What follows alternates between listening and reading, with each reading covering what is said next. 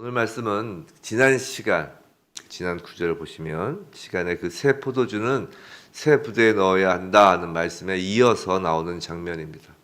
그리고 오늘부터 예수님의 세 가지 기적 이야기가 나오는데 이 세 이야기에 공통점이 있습니다. 그건 믿음과 관련된 기적이라는 것입니다. 새 포도주를 새 부대에 넣어야 한다고 하였습니다. 이제 구원의 포도주는 믿음이란 부대에 담기는 것입니다. 먼저 관리의 믿음입니다. 18절입니다. 한 관리가 와서 절하며 이르되 내 딸이 방금 죽었사오나 오셔서 그 몸에 손을 얹어 주소서. 자, 이미 딸이 죽었습니다. 사실 관리는 더 이상의 희망이 없는 것입니다. 관리는 그럼에도 불구하고 예수님을 마지막 지푸라기라도 잡는 심정으로 붙잡습니다. 절박함이 그를 예수 앞까지 인도하였습니다. 혹시나 하는 기대감이 그를 예수 앞으로 인도하였습니다. 그 절박함, 그 기대감은 죽은 딸의 몸에 손을 얹어 주시기만 하면 살아날 것이라는 말에 묻어납니다. 관리의 믿음입니다. 지푸라기라도 잡는 심정의 믿음입니다. 그리고 또 한 명의 믿음이 오늘 본문에 나옵니다. 20절, 21절입니다. 12해 동안 혈루증으로 앓는 여자입니다. 근데 예수의 뒤로 가서 그 거독가를 만집니다. 부정한 여인으로 취급받던 시절이기 때문에 앞으로 가지 못하고 앞에 나서진 못하고 그래도 그냥 지나칠 수는 없고 뒤로 돌아 옷가를 만집니다. 혈루병이란 간절함이 그녀의 마음속에 그 겉옷만 만져도 구원을 받겠다는 생각을 하게 하였습니다. 관리는 예수님을 마지막 희망, 마지막 지푸라기라고 생각하여 소녀에게 딸에게 무슨 일이라도 일어날 수 있을지 보고자 하는 절박한 심정으로 예수께 왔습니다. 머릿속에 있던 혈루증 앓는 여자는 예수의 옷을 만지면 기적이 일어나지 않을까라는 미신적인 믿음을 가지고 있었습니다.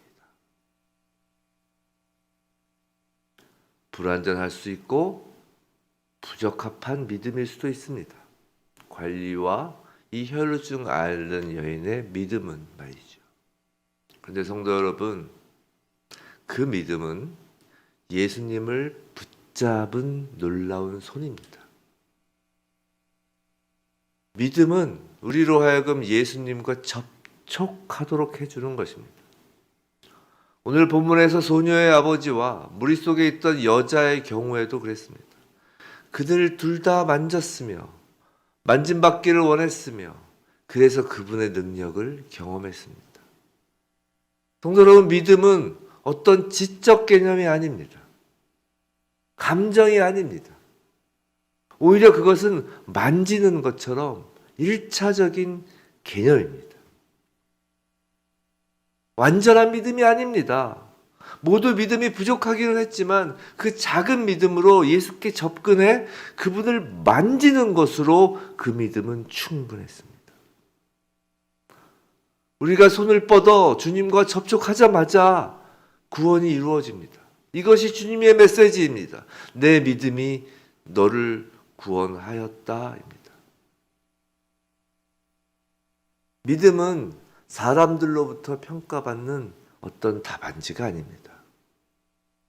믿음은 주님을 향하여 간절하게 뻗은 손입니다.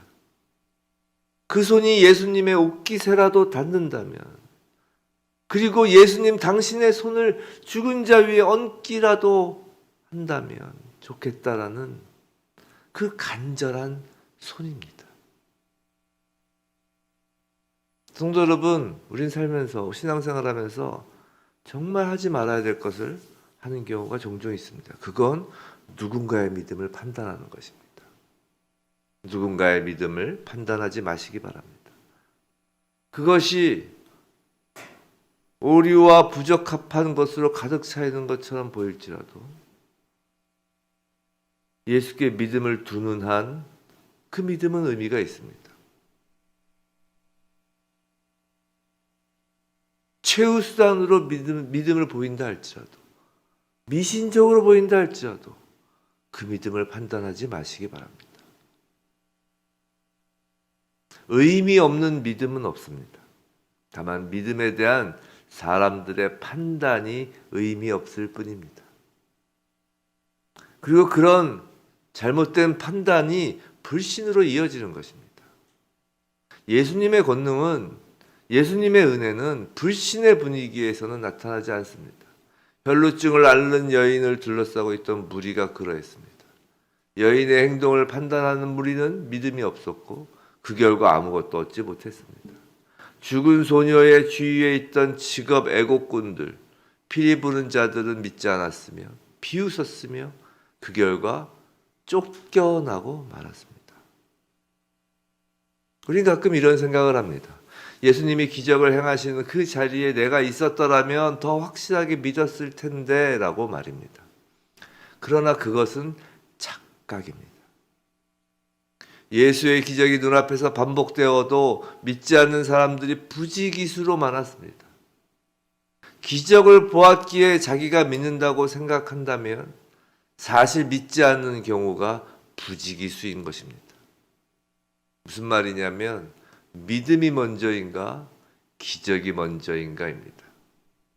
예수님은 분명히 말씀하십니다. 22절 따라 안심하라. 내 믿음이 너를 구원하였다 하시니, 내 믿음이 너를 구원하였다라고 말이죠. 구원은 모든 기적을 포함합니다. 기적 중에 가장 놀라운 기적이 구원입니다. 다른 곳에서 기적을 찾을 필요 없습니다. 나 같은 자가 구원을 받았다는 것이 가장 놀라운 기적입니다. 그런데 기적이 먼저가 아니라 믿음이 먼저라고 하십니다. 기적을 보고 믿음이 생기는 것이 아니라 믿음이 생기고 나서 기적을 보는 것입니다. 우리가 구원을 발견할 때는 오직 믿을 때뿐입니다. 소녀의 아버지처럼 믿음이 마지막 지푸라기일 수도 있으며 혈루병 앓는 여인처럼 믿음이 미신적인 것일 수도 있으며 교리적으로 또는 신학적으로 불완전하고 불충분한 믿음으로 평가될 수도 있습니다.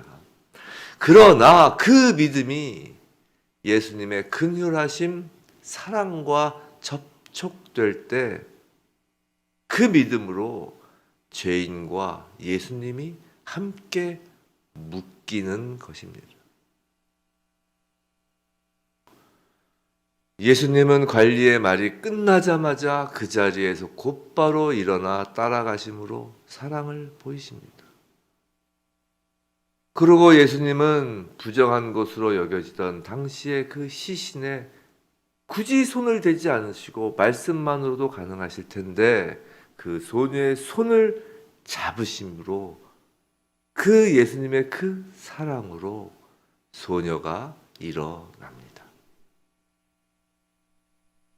혈루병 여인의 그 옷자락이라도 만지려는 그 믿음이 예수께서 그녀를 보시고 그녀를 긍휼한 눈으로 보시는 그 예수님을 만났을 때 그 여인은 구원을 받습니다. 물론 믿음 자체만으로 치유가 일어나는 것은 아닙니다. 당연히 하나님이신 예수님이 치유의 주체이시고 예수님이 치유하시는 것입니다. 하지만 예수님은 믿음을 인정하시는 것입니다. 그 믿음을 사랑으로 바라보십니다. 이런 겁니다. 완전하진 않지만 어설프게라도 이 믿음이란 그릇을 예수님 앞에 드릴 때 예수님의 사랑과 긍휼을 그 안에 예수님이 담으시는 겁니다. 그렇게 하나님은 일하시길 원하십니다. 그리고 그 믿음은 간절함이란 두 손으로 예수님 앞에 드려지는 믿음입니다.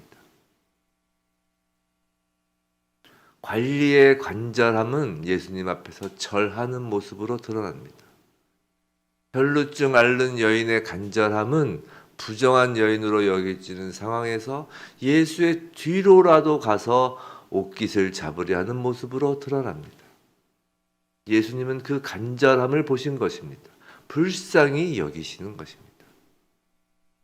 성도 여러분, 예수님이 긍휼히 여기시는 믿음의 그릇은 내 믿음이 이렇게 좋소! 라고 과시하려는 손에 들려진 그릇이 아닙니다. 간절함에 덜덜 떠는 손에 들려진 그릇입니다.